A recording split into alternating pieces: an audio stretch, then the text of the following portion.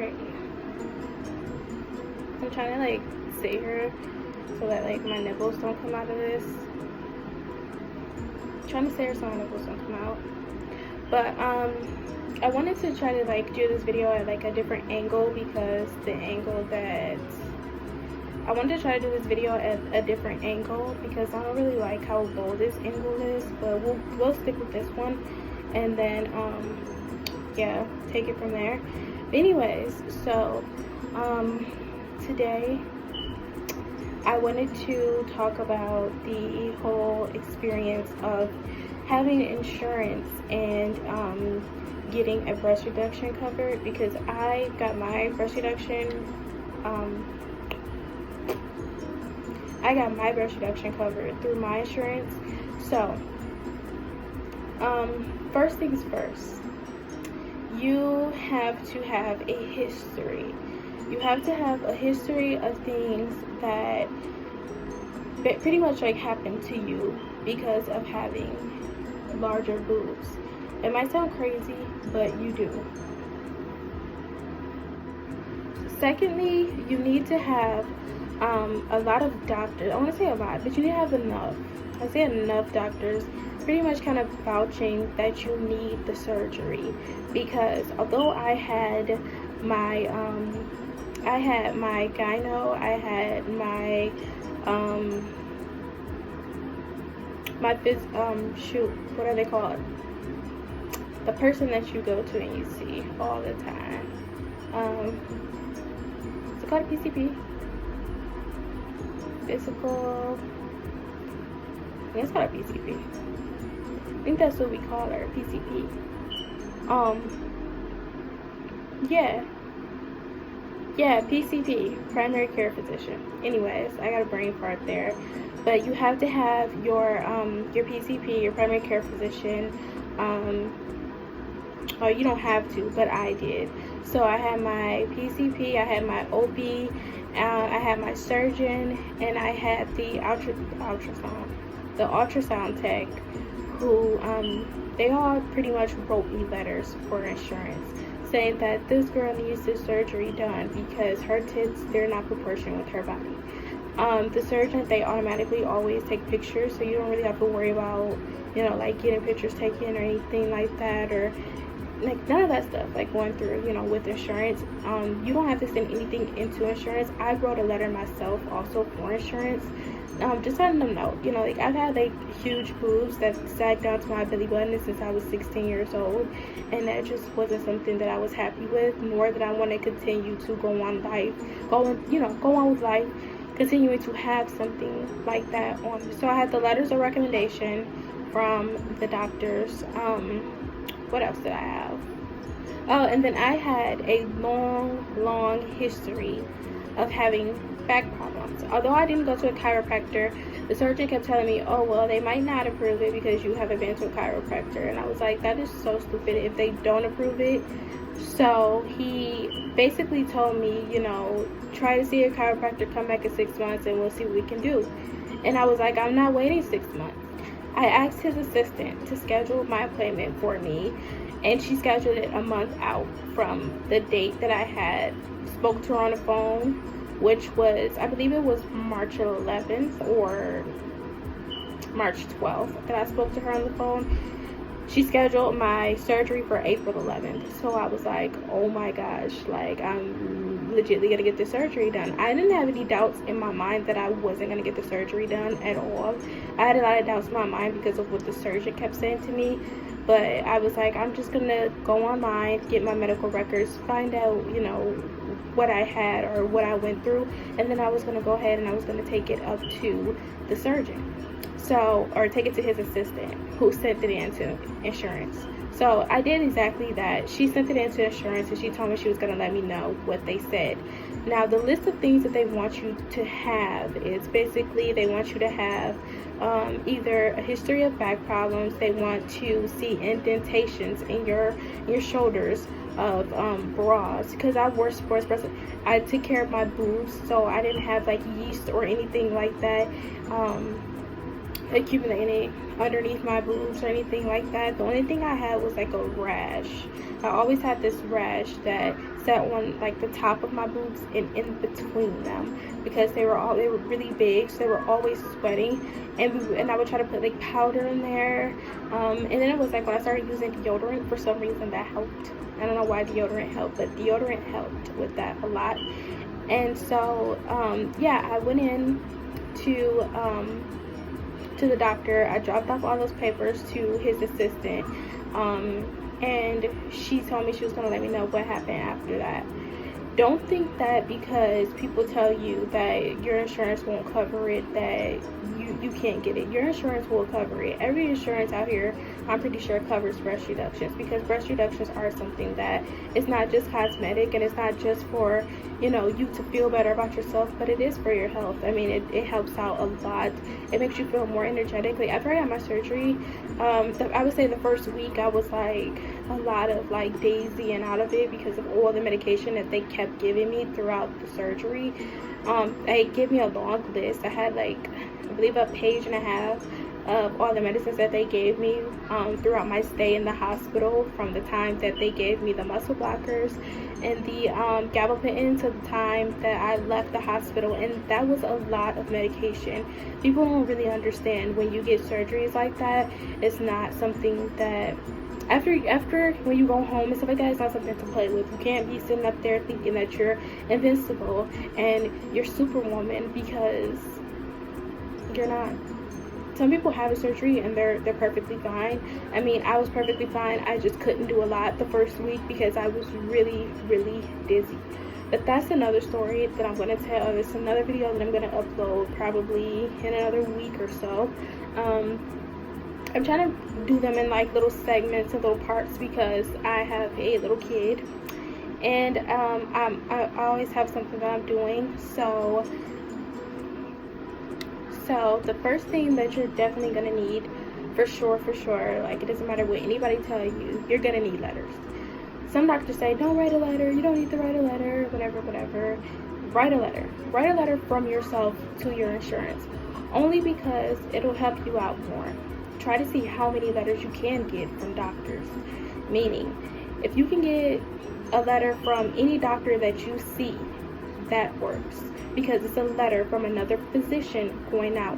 When you have letters from physicians, doctors, anybody who has a PhD or whatever, a DO, doctor, whatever, any of those doctors, if they're a doctor, they have a license, they're a doctor, they're registered through your state and any other state, get a letter of recommendation from them. Get it. Get a letter from your surgeon. Also, my surgeon wrote a letter for me. I didn't ask him to write a letter for me, but he did write one for me. And that, to me, like, that works out too, because now you have, I had 5 letters in total sent out, and that was great. Also, go get a mammogram, go get an ultrasound, go get something done. Go get one of those procedures done. You get one of those procedures done, they know, okay, cool, you know, she's clear of whatever, you know, because your surgeon is going to make you go get that done regardless, because they don't like to work on you without having that done. So get it done beforehand. You get that done beforehand, whatever tech that you see, they're going to look at you, and if your boobs are really big and they look like that they could be interfering in your life like that, they're going to look at you and be like, you ever considered a breast reduction? And you're going to look at them and say, no, or yes, if you have. I was too, like, nervous to say, yes, I have considered it, so I told her no. But she was like, oh, okay. And she still wrote a letter. And she wrote it online, too, in my chart. So I had letters from doctors. Make sure you can get a letter from your doctors. Every doctor that you see, make sure you get a mammogram done. Make sure you get a mammogram done. If you have ever been to the hospital, ever been hospitalized for any type of pain that you've had in your neck, shoulders, or back, or even headaches that you get from having pain in your neck, shoulders, and back, get it. Whenever you go to the hospital, especially nowadays, they've had this for a couple of years, since like 2000 and I'm gonna say 15 because it's my first time seeing it, but actually no, I'm lying. I'm gonna say 13 was my first time seeing it, and that's when I was pregnant with my daughter, and I was like in and out the hospital and in and out of the doctors and stuff for her. But that was my first time seeing it. And you can pretty much go online and you can see your whole medical history from not any physician or anything like that. It just depends. Like how here in Michigan we have like Beaumont, so we can go into like the Beaumont charts and we can put in our information and we can go in there. We can see like any doctors that worked at Beaumont or any hospitals that we went to that is a Beaumont hospital. We have U of M here. They have doctors that you see through U of M, or doctors that work with them, and then you know, the hospital and stuff like that. So you can go online and you can go into those portals and you can get your medical information. That's what I did. But that's one thing that you can do. So you can send that to your surgeon and your surgeon can send that off for you, or his assistant or whoever works underneath him that handles all that paperwork. They can send that off for you. But and it typically shouldn't take that long. Mine didn't take long at all to get approved. Mine literally took like 2 weeks, and then she called me and she was like, hey, and she called me the week before my surgery and it's like, hey, they approved it, so you know, you need to come in on Monday because we have to do your pre-op. And I was like, huh? Literally. But that's the way that it goes. So the faster you get it rolling, the faster it helps, the faster it works. And it was so crazy too, because they want you to see your doctors for 6 months to 2 years for stuff like that happens. I've had, you know, like problems with my neck and my back and my shoulders and everything like that, and I had like bad headaches and stuff like that since 2017. So I had stuff from like 2 years ago that I sent in, and they were like, oh damn, like okay, like she's really had these histories and stuff. I didn't go see a dermatologist.